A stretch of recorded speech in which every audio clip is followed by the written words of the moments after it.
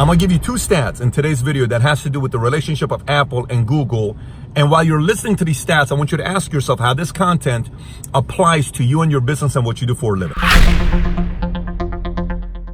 Let's get right into it. Last year, Google cut a check to Apple for $9 billion. Let me say this one more time. Last year, Google cut a check to Apple for $9 billion. Now, you may ask why. Did they buy a company? Did they buy iPhones, iPads? Did they start a company together? Nope. Very simple.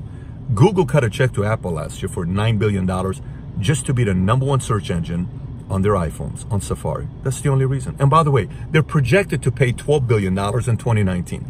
$9 billion just to be the main search engine on iPhone. Some of you guys may say that's crazy. Not really. Here's why.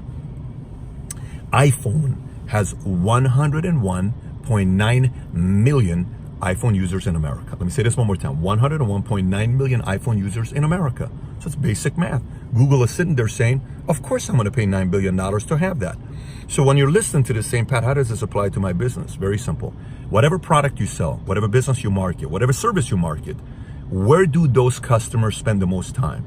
You got to figure out a way to be in front of their faces all the time, no matter what that may be. Google realized this is where I got to go to get my customer to keep using me so I stay #1 search engine in the world.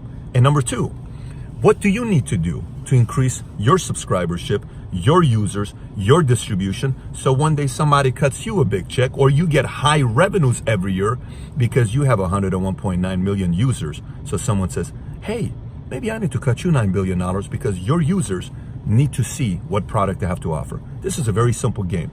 Number one, figure out where your customers are, go there.